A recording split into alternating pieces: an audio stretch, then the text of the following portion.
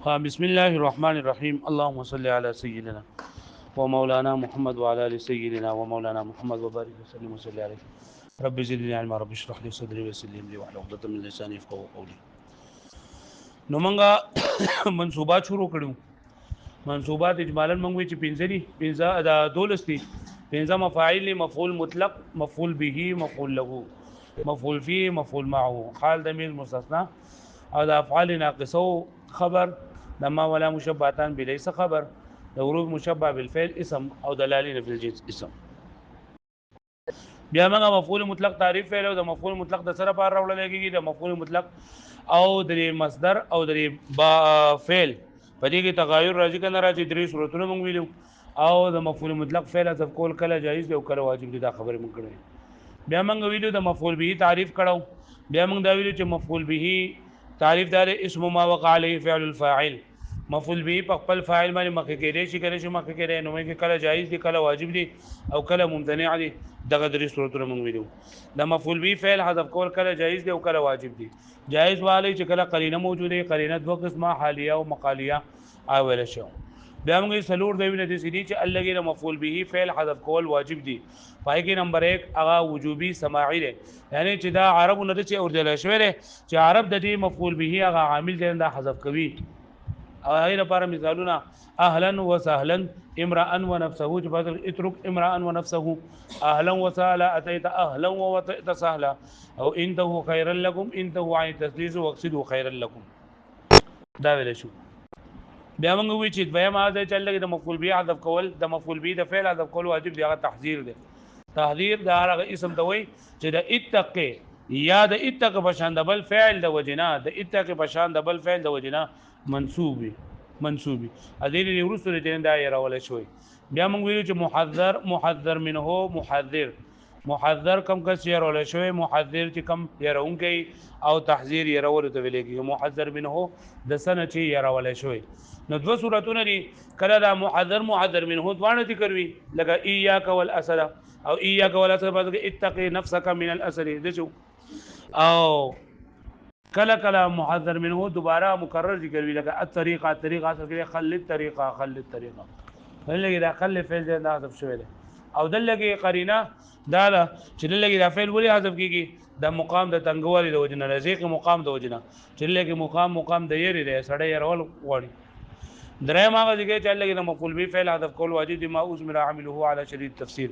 یعنی هر هغه اسم چې د دې عامل حذف کړی شوی په شرط د تفسیر باندې.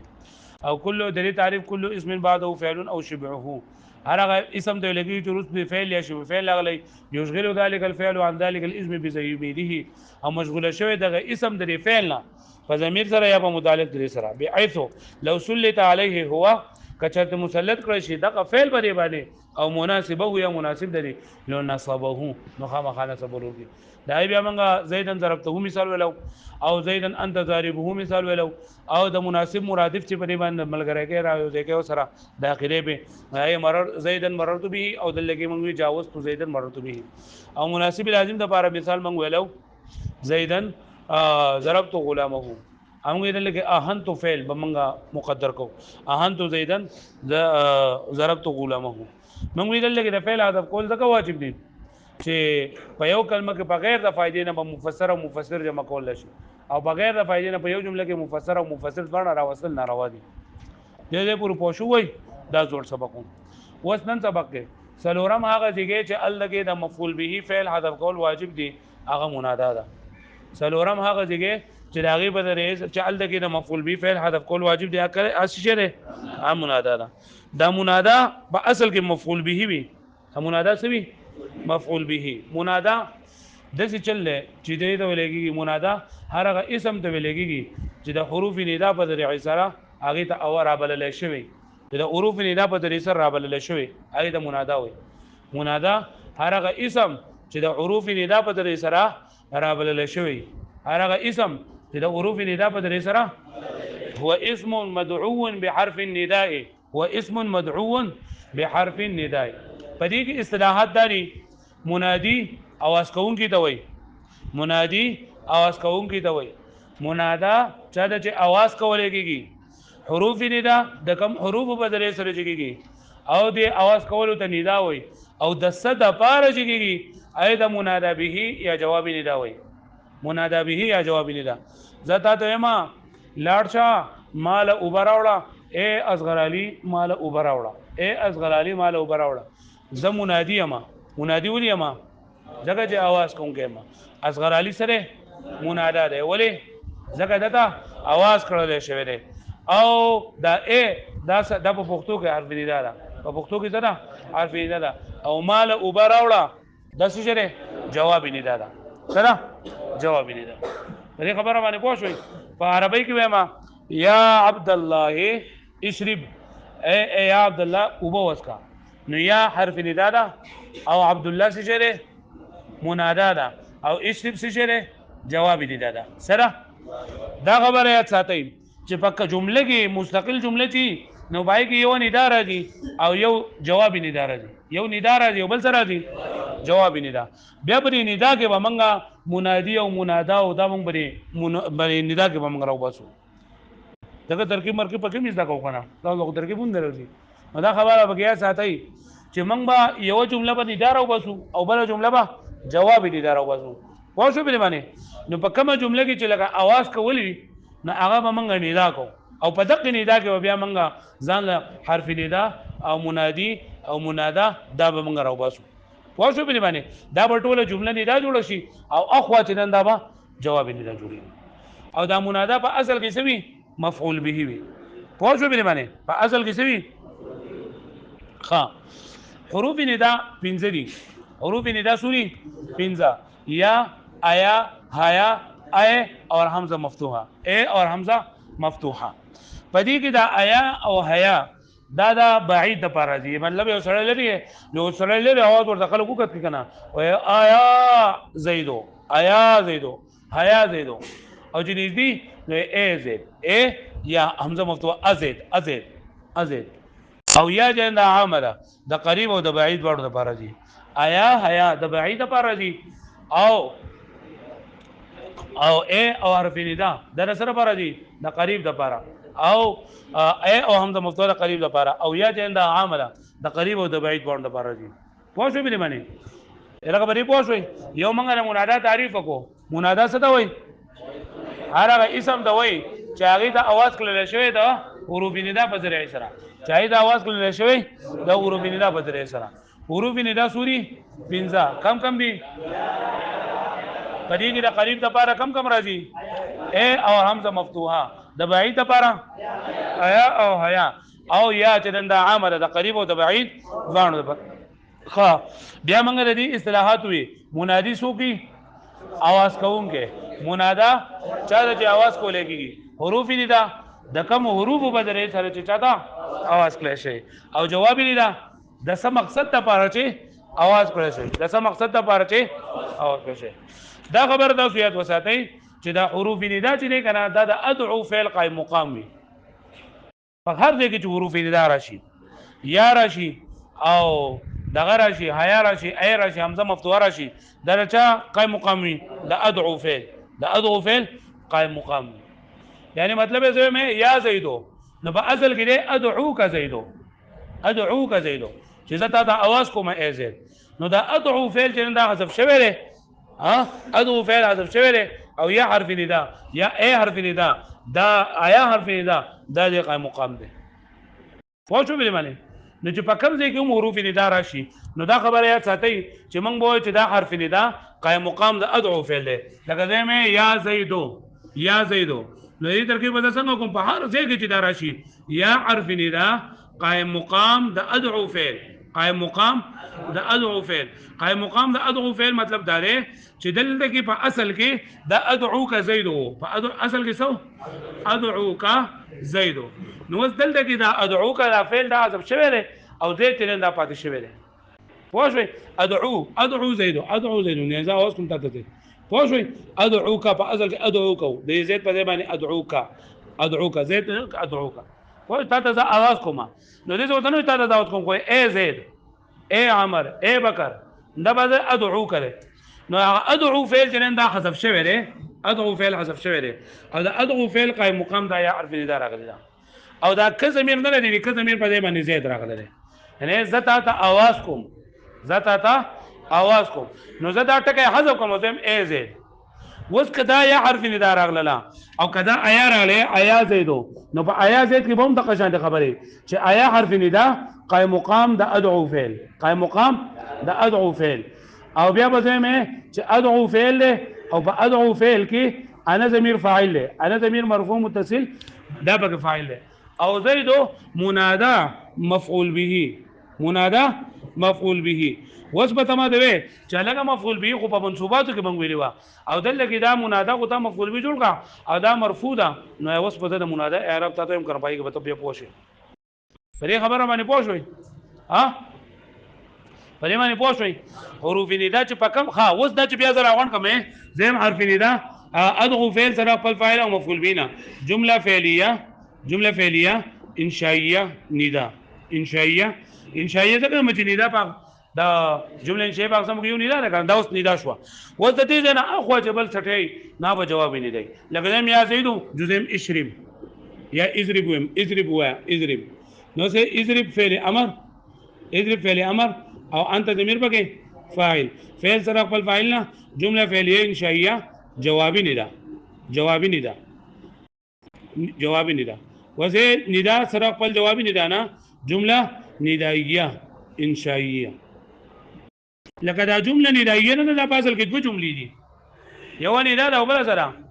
جوابی ندا ده نو دا خبره دا سو یاد وساتئ چې دا ندا نه دا به جدا جمله جوړوم او دا جواب نه چې دا وجوده جمله جوړما وسال د کتاب سو مخ کسب یا چې دا خبره کړې و چې د جملې لپاره کم از کم دوه جزونه پکار یا به دوه اسمونه یا به یو فعل یو با اسم وي بیا له تاسو اعتراض کړو چې زبردست جمله کوم چې یو حرف یو اسم نه وروغه لګیا یا زیدو نال د څه جواب کړو چې ال د کې دا یا حرف ندا قائم مقام د سره راځو فعل دا په اصل کې یو فعل یو فاعل ایو مفعول به دی لکه پوښتنه به باندې دا خبره به تاسو ته شي په هر ځای کې چې حرف ندا راغله تاسو به ترکیب کولای شئ بیا کنه چې دا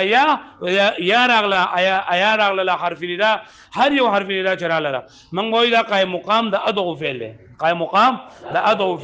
ادعو فعل انا بغ فاعل چاته چې اواز کشه دا و منادا مفعول به وي فعل سره خپل فاعل مفعول به جمله فعلین شي ندا دا باندې دا کو روستو بیا چې بل جمله به صحیح جواب ندا الګه پوښتنه به باندې دا خبره به دی کنه ها زبا قرآن مجید کوم یا موسی لا تخف ترکیب مال نه راځي کنه ما ته په ترکیب کمزور یم یا حرف ندا په خپل باندې یو کس پسې په خپل یو کس ها وای په زور وای صادر لګا نه کنه یا حرف ندا قائم مقام د ادعو فعل ها ادعو فعل کی ادعو کی انتي ادعو څه غدا انا ضمیر ذا اواز کومه انا ضمیر مرفوع متصل بیا پکې فاعل او موسی فعل ادعو فعل ذا فاعل مفعول بينا الجمله انشائيه ندا شوا او لا تخف لا ناهيه لا تخف مهرگا لا تخف فعل او فعل جمله فعلیه انشائیه جواب یې ندا سره خپل جواب نه زبر ترکیبونه حواله کوم ان شاء الله بیا وکوي هغه تاسو دا خبره واضح شولا چې په کوم ځای کوم حروف ندا راشي نو موږ سوچ دا قائم مقام د ادعو فعل او ضمیر په فاعل او د مفعول به پرې پوه شئ اوس دا خبره ده چې لږه دا فعل ولې حذف کول واجب دي نو موږ وایو چې دا حرف ندا د دې چې دا نائب دی دا سره نائب دی او اصل جنه دای ادعو فعل لګنا نو کته دا حرف ندا دی براوستله او فعل وسره براوستو نو لکه دا په یو ځای کې به د اصل او د نائب دوانو په یو ځای کې جمع کېدل شي چې اصلي نائب بنه او نائب اصل بنه پوه شو به معنی او دویم دا اختصار د پاره سره پاره د اختصار د پاره یو وجه اختصار دی او دویم دا چې لکه دا حروف ندا د ادعو فعل قائم مقام دی دا ادعو فعل نائب دی نائب او قائم مقام یو شی دی نو چې اصل وی فرع بنوي او چې فرع وی اصل بنوي لکه پوه شو به باندې لکه یو په اسکولونو کې یو لکه زموږ په مدرسه کې یو صدر یو نائب صاحب دی نو چې صدر وی نو نائب صدر حکم نه اخلي خو چې دا صدر سے په چوټي نو موږ لکه نائب صدر په وسلر صدر ته چوټي واخلې یا تاسو خبر اوکا نو په دې خبره باندې پوه شئ ها وز دا منادا نه په دې باندې څلور قسمه اعراب راځي د منادا باندې څلور قسمه اعراب راځي دا منادا وو پیژند کنه نه پیژنه منادا هر هغه حرف چې د حرف ندا په ذریعه سره عایده او د حرف ندا په ذریعه سره نه شوی او څه تاوي چې ادعو زیدون ادعو زیدن نو دایته به زمو منادا نه وېما چې اگر چې دا आवाज وته کومه دغه आवाज کړه ده خو لکه دا په حرف ندا سره نه ده خو شوي ها یو خبره بګی دا چې دا حروف ندا کله کله لفظن ذکر وي او کله کله حرف ندا چې دا حذف شوی لکه یوسف اعرض عن هذا نو دلته حرف ندا چې نه دا سره محذوفه ده واښوي بری معنی یوسف اعرض عن هذا ترکیب پسند کوما یوسف منادا مفعول به دا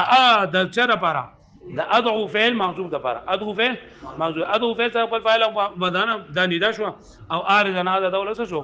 جواب ندا لکه پوښوي نو دلته حرف ندا چې نن دا حذف شوی دا حرف ندا چې په کوم ځای کې حذف کیږي دا غیر پر سلوک شرایط دي په کتاب کې غونډې لیکل لاندې راشي کې لیکل تاسو ان شاء الله بیا غټو کتابونه کوی چې یو دا چې اسم جنس بنئ او اسم اشاره بنئ او مستغاث بنئ او مندوب بنئ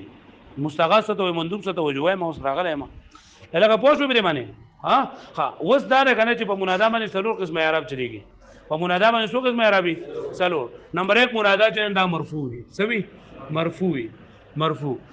ها دویم چې دا منادا منصوب وي دا مجرور دریم منادا چې دا مبني بر فتحه او سلورم نمبر منادا چې دا سوي منصوب وي هلکه پوښوي ها منادا سو قسم اعراب په منادا مدرل شي یا و منادا مرفوعي مرفوع نه پیژنم کرا چیرې په پیرا زمه پیرا غري ها د حالت رفع کمی نه کړي زمه مراد لشي واو مراد لشي الف مراد لشي پوښوي په تسنیه کې الف راځي کنه ها او په جمع کې بسر راځي واو ما قبل مضموم باسمه سي تمو خبره کې واو ما قبل مضموم او په دغه کې با عام حالتونو کې سي زمه او مجرور چې بری باندې جر راغلی څه پر راغلی جر پر راغلی وس کله به کسره راځي کله به فتحه راځي او مبني بر فتحه چې سبب په فتحه راغلی منصوب چې بری باندې دا په حالت نسبی کې واقعي مطلب یعنی یو په زبر راغلی آیا به فتحه راغلی یا به کسره راغلی هلکه پوښتنه بری باندې ها وس دا کنه چې منادا با ما دا وکلوي مرفوع بکلوي مجرور بکلوي مبني بر فتحه بکلوي منصوب بکلوي اسانه خبره ده کله چې منادا مفرد معرفه وي نمبر 1 صورت منادا سوي مفرد وي او معرفه وي منادا مفرد معرفه وي نو دا به سوي مرفوع وي پوښوي نمبر 2 مجرور بکلوي چې کله منادا باندې لام استغاثه داخله شي لام استغاثه اصل لند ورپاسه بیا هم تفسیر کوم مبني بر فتحه بکلوي چې کله د دې اخره کې کله د دې په اخره کې الف استغاثه وي او منصوب بکلوي چې منادا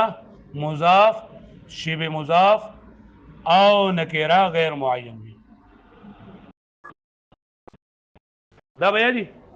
منادا منصوب قسمه اعراب راتلی شي سلو کم مرفوع مجرور مبني بر فتحه او سو منصوب دا الک شاته چې تا کریم الله ته مخ کولل او د خپل ډډ ول د دې غوانه ګوري سبب اول سبق زستان اورم ان شاء الله ته شاته ودرې کریم الله منادا به مرفوعي او منادا منصوب قسمه اعراب راتلی شي سره لکه دا منادا مفعول به دا خدا خبر ضرور نه چې په منادا باندې منادا مفعول به جو خامخا او بنسب راغلی پوښوي منادا اصل کې څه شي دا مفعول به وي او مفعول به سره وي د منصوباتونه او په منادا باندې په هر وخت کې نسب راتل ضروری نه دي کله به دا مرفوع وي کله به مجرور وي کله به مبني بر فتحه وي او کله به منصوب پوه شو دې باندې منادا به مرفوع کله وي چې کله منادا مفرد وي او معرفه وي مفرد وي معرفه وي مجرور به کله وي چې کله بلام استغاثه داخله شي مبني بر فتحه به کله وي کله دې په اخره کې الف استغاثه راشي او منصوب به کله وي مضاف یا شی مضاف یا نکره غیر معین درې صورتونه کې منصوب راځي پوه شئ ها وصل ولنه منادا به مرفوع کله وي چې کله هغه مفرد وي او معرفه وي مفرد تاسو ویلي دي چې مفرد د څه په مقابله کې راځي یا موږ وایو دا مفرد دی مرکب نه دی نمبر 2 مفرد دی تثنیه او جمع نه ده مفرد دی جمله نه ده او څلورم مفرد دی مضاف شی به مضاف نه ده مفرد د څو سيزونو په مقابله کې راځي د څلورو سيزونو په مقابله کې مفرد د څه په مقابله کې راځي د مرکب په مقابله کې موږ دا مفرد د مرکب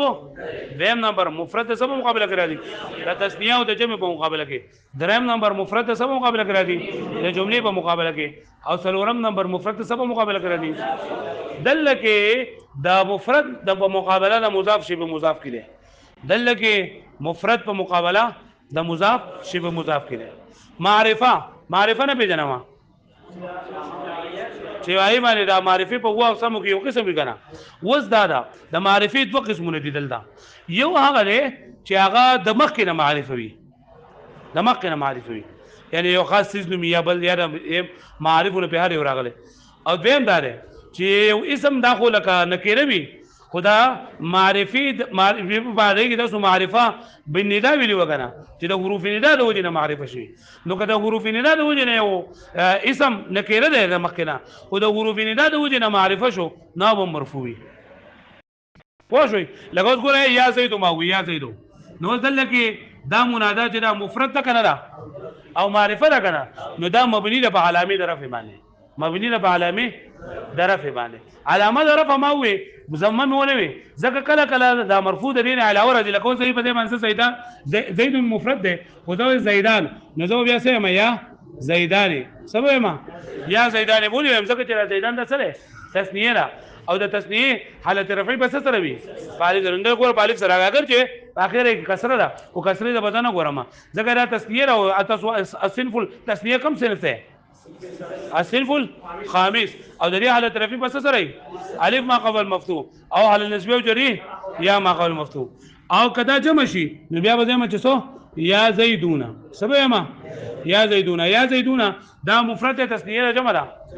ده کم صنف به اراده بګه الصنف السادس حالت رفعی په واو ما قبل مضمون سره او نسبی او جری یا ما قبل مفتوح سره نو ګوره دا یا زیدو دا زید مفرد ده او معرفه ده کنه نو مبني ده په علامه د رفع باندې وسه دا ماده سوي چې د بیا د قسمونه دي یو دا چې یو ټکی د مخ کې نه معرفه وي او دویم دا چې لاول نه کېږي وي خو د حرف ندا د وجه نه معرفه شوی لکه دم یا رجلو نو دا رجل چې نه خو اصل کې نه کېره ده کنه خو چې ما ورته واځو کو چې یې سړیا نو دې مطلب دا خاص سړی دی کنه خو لکه مال نوم نه راځي چې د زید نوم دی که عامر دی که بکر نوم دی نو دې یې سړیا نو دا ما یا رجلو نو دا منادا مفرد ده او معرفه ده ته چې لکه رجل خو نه کېره ده نو موږ وایو چې دا د معرفي په قسمونو کې معرفه بالندا ده معرفه بالندا ده چې یو لفظ د مخکې نه کېره وي خو د حرف ندا په ذریعه سره معرفي شي ځکه دا رجل چې تا وې نو عام کسان ته مراد دي خو دم یې سړیا نو هغه سړی مو متعین نه کوم او چې کوم متعین نه ته معرفه وي کنه کېره ورته وایي معرفه ورته وایي تاسو پوه نه شوئ په دې باندې کنه په دې باندې پوه شوئ نو منادا به مرفوع کله وي چې کله منادا مفرد وي او معرفه وي کله منادا مفرد وي ها دا به مرفوع وي اوس دا بولی مرفوع وي نو دی وجه وایو نه په کتاب کې نشته ده خو تاسو یاد کړئ ان شاء الله انده کله تاسو پیدا درکړي دا د دې د په اصل کې ګوره ما تاسو ویلو چې چاته تا आवाज کې نو په اصل کې دا ادعوکا په اصل کې دا سره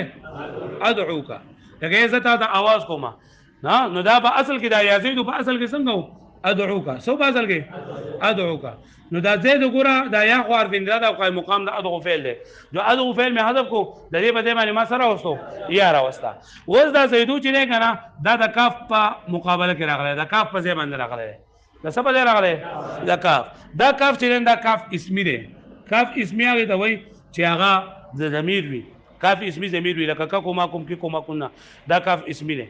پوه شو به معنی او کاف اسمی چې دا مبني دی یعنی ضمائر چې دا مبني دي کنه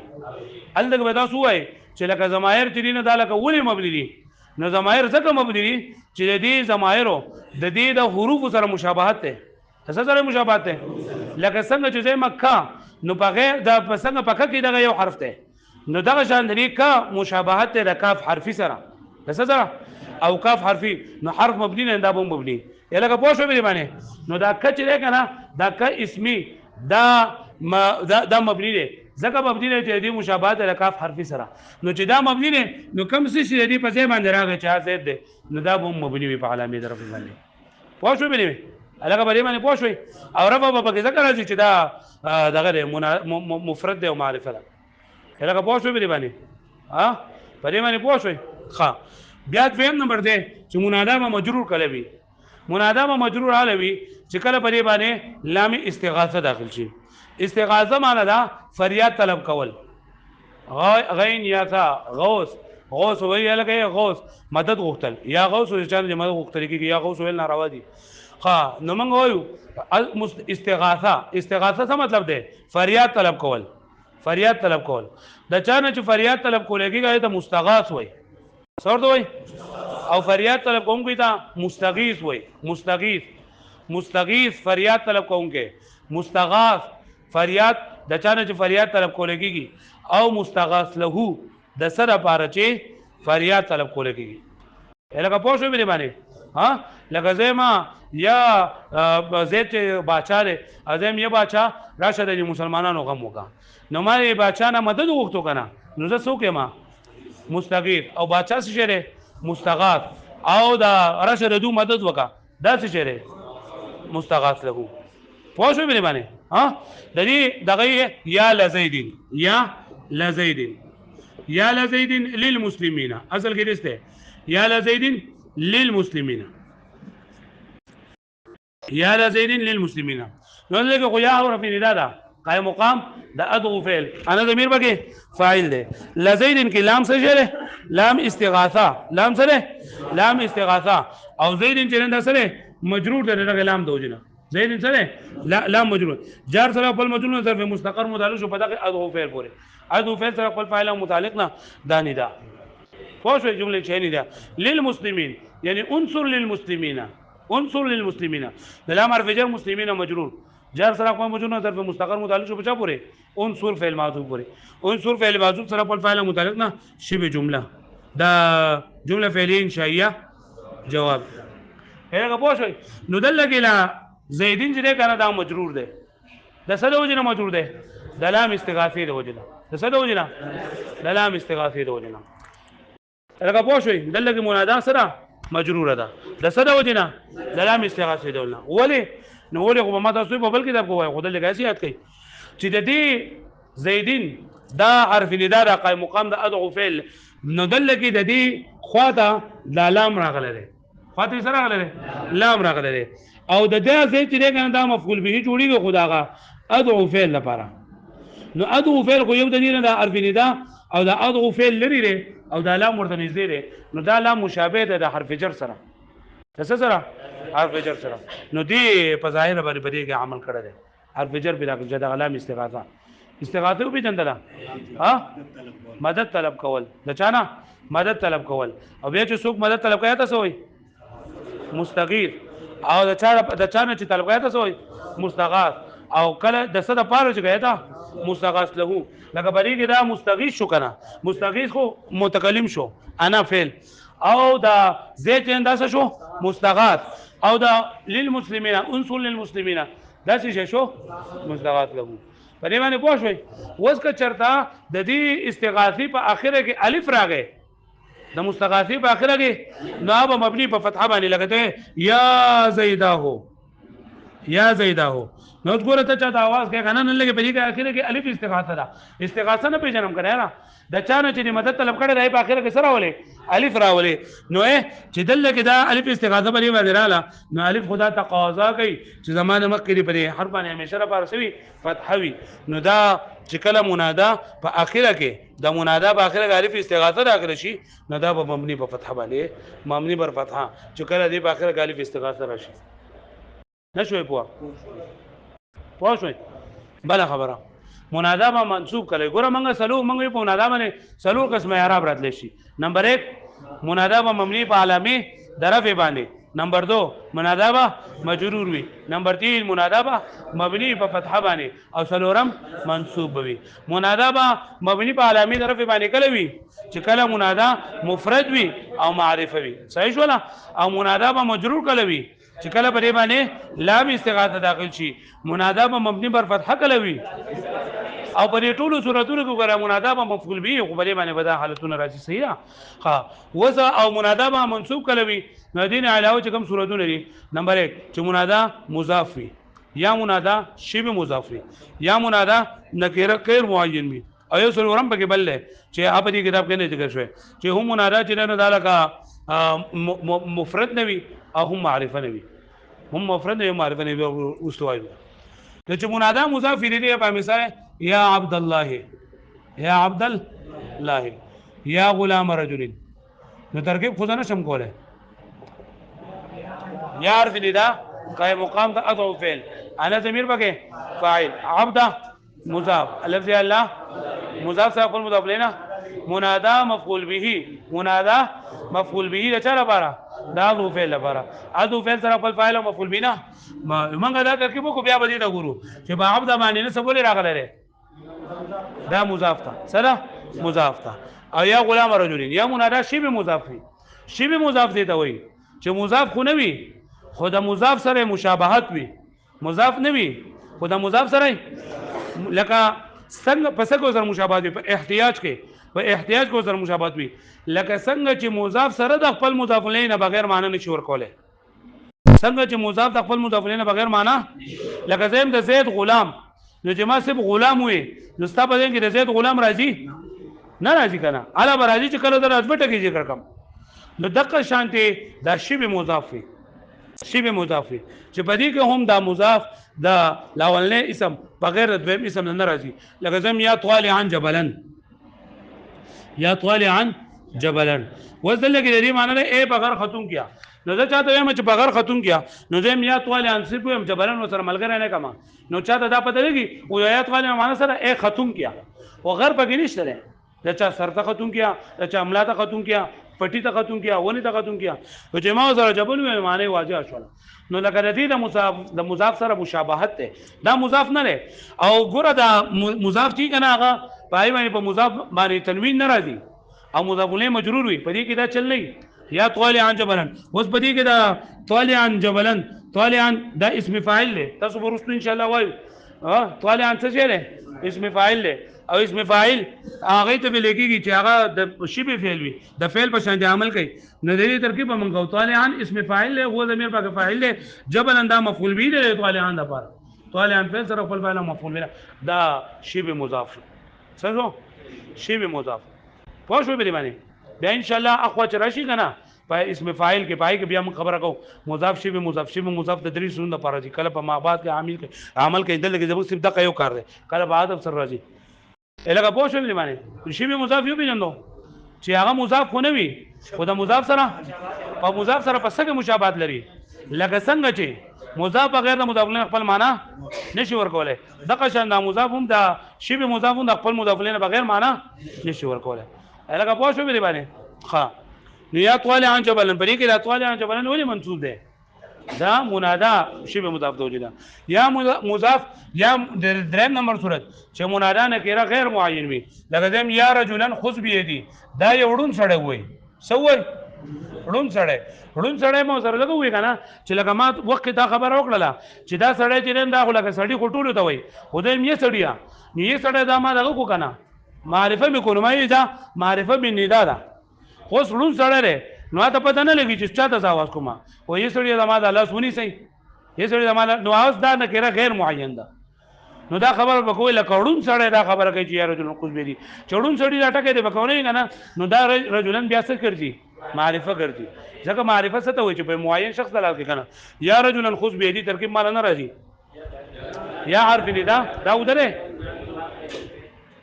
بس ودرېګه ته خو دې خوب دی وکړي یا حرف ندا قائم مقام دا ادغو فعل انا ضمیر بکی فاعل او رجلا منادا مفعول به منادا مفعول به راغون کا فعل سره خپل فاعل او مفعول بنا جمله فعلیه انشائیه ندا خذ بيدي خذ فعل امر انت ضمیر بکی فاعل بار به جر يدي مضاف یا ضمیر مضاف الیه مضاف سره خپل مضاف الیه مجرور شو دا باجر جر سره خپل مجرور نه ظرف له مدلل شو په څه پوره خذ فعل پوره الګه پوه شو دې باندې او خذ فعل امر سره خپل فعل متعلق نه څلورم سورۃ دی چې نه مفرد وي او نه نکره وي ها لکه ته چې یا غلام رجلین خذ بيدي یا غلام رجلین خذ بيدي یا غلام رجلین دا غلام رجلین دا مضاف نه لري پوه شو او لکړون سره دا خبرو کې چې یا غلام رجلین نو ګوره مضاف ته مفرد ده دلته دا یا غلام رجل مضاف دا هم نه یعنی مفرد هم نه او معرفه هم نه لکه پوه شو به معنی چې مفرد هم نه وي او معرفه هم نه وي یا غلام رجل لکه دا به چې تاسو دا د پوره ده دا وایي به زما کې الرابع المنادى سلورم هغه ځای چې الله کې مفعول به فعل حذف کول جایز واجب وي هغه څه شری فزور باندې وایي منادى دا منادى هو اسم منادى څه وایي هو اسم مدعو بحرف النداء دا هغه اسم دی چې رابلل شوی وي د اواز کړل شوی وي د حرف ندا په ذریعہ سره اواز وته کړل شوی د څه په ذریعہ سره د حرف ندا په ذریعہ سره لفظا یعنی کله کله د حرف ندا چې نن دا لفظا ذکر وي لفظا معنا دا ده چې بستر ولې د لګيږي په غوګونو اورې د لګيږي په کوګي باندې ویل کېږي لفظا یا عبد الله دلته اوس موږ ګوره یا موږ اصل کې څنګه ادعو عبد الله ادعو عبد الله ادعو عبد الله دلته کې دا خبر وکړي کنه د منادا په صورت کې منادا چې کوم مفعول به وي نو د دې فعل حذف کول ولې واجب دي ځکه چې بیا با یو خو د اختصار د پاره یو د سره پاره د اختصار د پاره او دویمو چې اصل او نائب پد وانه په یو ځای کې جمع کېدل براشي په یو جمله کې به اصل او نائب پد وانه جمع کېدل براشي لکه پوه شو به معنی او دریم د کثرت استعمال د وجنه د کثرت استعمال تقاضا د خفت کوي خفت خبره شي اسانه شي نو ادعو په نسبت باندې دا یا اسان ده وحرف النداء قائم مقام ادعو او حرف النداء قائم مقام د سوي دا ادعو فعل وي وحروف النداء خمسه حروف النداء سوري کم دي یا آیا حیا ای حمزه مفتوح دای په کې کې قریب د لپاره بعید د لپاره کم راځي دا و چې بروز کال وجوز د کړي چې تقابلان لکان به یاد به ورته نو ما ته معلومه نه مارته وي وقد يوصف حرف النداء لفظا کله کله دا حرف النداء د لفظ به اعتبار سره سوي محذوف یعنی عمل وي خو حرف النداء نه وي لکه یوسف اعرض عن هذا یوسف باصل کې څنګه ده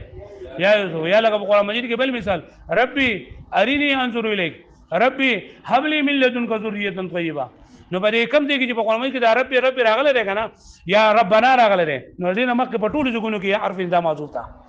لکه پوه شئ لکه ربنا آتنا فی الدنیا حسنه تر دې ملک ربنا ترکیب ماته وکا نو تبصره رب مضاف نا ضمیر مجرور متصل مضاف الیه مضاف سره خپل مضاف الیه منادا مفعول به دا یا حرف النداء قائم مقام دا ادعو فعل لپاره ادعو فعل دا خپل فعل متعلق دا ندا آتنا فی الدنیا حسنه دا بګه جواب ندا لکه پوهیږي په پوهیږي ها پوهیږي ربي هب لي من لدنك ذريه طيبه نا اصل کې څنګه ده یا ربي هب لي ربي اريني یا ربي اري په کوم ځای کې په قرآن مجید کې چې ربي ربنا راغله ده مدینه مکه همیشه لپاره یا عرف دا سوي کدا ته دې ځنه کې کنه نو ته جو ترکیب کې چې الګ ربنا دا قرآن مجید نعوذ بالله قرآن مجید غلط ہے ځکه رب د کلمې په شروع کې راغله ده او اسم ده او کلمې په شروع کې چې اسم راشي او مبتدا جوړيږي او مبتدا مرفوع وي دلته ربنا منصوب راغله ده قرآن غلط دی کو لکه ویګه به باندې قرآن نه غلط کوته لټکه نه درځي کنه وردا خبره یاد وساتئ چې په کم ځای کې نسب راغله په کم ځای کې رفع راغله دا بر دینه د سر خارج وینو لکه وس ربنا دا ولې منصوب دی نو دا څه پته ولګی دا چې په دې باندې نه سبول راغله چې دا منادا مفعول به دا دا مفعول منادا کوم صورت ده چې منادا مضاف یا شی به مضافي نه بسوي منصوب وي نو ربنا مضاف نه ده ویګه به باندې نو دا غره د قرآن مجید د پاره ډېر خره عربی د پاره لاله پاره چې دا تاسو د کو کنه نه تاسو سمال اول کوم دا خبره بار زم چې وې به دا سبق او فائدہ به نور کې دا غوندوږي ان شاء الله قرآن مجید ته بوزي حدیث ته بوزي واعلم ان المنادى على اقسام فواش منادى بسو قسمه ده فبنز قسمه ده فان كان مفردا كجد منادى مفرد او معرفه نو يبني على علامه الرفع دا مبني په علامه ده رفع باندې كالضمه ونحوها لك ضمشو ونحوها او مثل لري مراد لك الف شو او س شو واو شو لك يا زيدو دا منادى مفرد معرفه ده يا رجلو وسه ما تاسو ویلو چې په قسمه دي چې یو خدای چې د مخ نه یو معرفه وي او یا د ما د حرف نداء ورسته باندې فشي نیاز له یا رجل کدا خبره دې ځنه کړو خلک ورته چې الګا رجل کو ما د دې ساده بولل چې رجل نه کېره ده پوښو ویلې باندې دغه خبره بیا دی یاد به کنه یا زیدان یا زیدونه ويخفض او دا منادا ما مجرور کولای کیږي يخفض خفض جرته وي بلام الاستغاثه پلام د استغاثه سره لکه پوه شوې دی باندې لکه یا لزیدین وجه مې ویلې ده یا لزیدین للمسلمین یا لزیدین انصر للمسلمین ويفتح او کله کله منادا مفتوح وي بالحق الفها کله چې دې سره سمل غره شوی الف وسره ملحق شوی یعنی باخره کې لکه یا زیداه وينصب او منادا بسوي منصوب وي کله اذا كان مضافا کله چې منادا سوي مضاف لکه یا عبد الله او مشابها للمضاف یا مشابه د مضاف لکه یا طالعا جبلا او نکره غیر معینه یا نکره غیر معین وي كقول الاعمى لکه دړون سره قول شو یا رجلا خذ بيدي کله په شو په باندې یاد بشي راته نو ګور نن سبق خلاصه څه شولا یو منګه د منادا تعریف کو چې منادا څه ته وي او بیا منګه د منادا تعریف منګو کو چې دا هو اسم مدعون بعرف النداء هغه اسم دی چې په حرف النداء سره آیت اواز کړی شوی بیا منګو وی چې دا دلته کې فعل ولې حذف وي دا یو جو ویلا حروف النداء کم دي او کم بګی کم د پار راځي دا ویل منګه بیا موږ کله کله حرف النداء چې دا حذف کولېږي د تخفیف لپاره خدایږي لپاره ضرور شرایط دي ان شاء الله غټ کتابونه کې وایي چې دا منادا به اسم جنس نه وي منادا به اسم اشاره نه وي منادا به مستغاث نه وي منادا به مندوب نه وي مندوب به ورسو سبق کې ان شاء الله وایو بیا ما دا ویل چې به منادا باندې سلو قسم اعراب راځي منادا به مفرد دغه مرفوع منادا مرفوع مبني او بیا منګوي چې منادا به مجرور وي منادا به مبني بر فتح وي او منادا به منصوب وي منادا به مرفوع کله وي چې کله منادا مفرد معرفه وي منادا به مجرور کله وي چې کله په لام استغاثه داخله وي منادا به مبني بر فتح کله وي کله چې د دې په اخره کې الف استغاثه راشي او منادا به دا کله وي دا منصوبه کله وي چې کله منادا مضاف یا شبه مضاف یا نه کې غیر معین وي صحیح شولا یاد بشي دا ها او ترکیبونه تاسو دا وړوي ترکیبونه به تاسو په موبایل باندې ورولګم ان شاء الله صحیح دی ان شاء الله و به کوي آسان دي کنه دا چې طریقې زده کړل اوس په کم ځای کې چې دا راځي اوس بیا یو دغه پاتې شو یا ايها یا ايتها د دې ترکیب ان شاء الله سبا تاسو لګم نور چې په کم ځای کې حروف نداء نو میټه کې راځي کنه او دا غي ترکیب تاسو نشئ کولای نو بس ته پوښتنه چې زما د استاد مهنت اصل وړو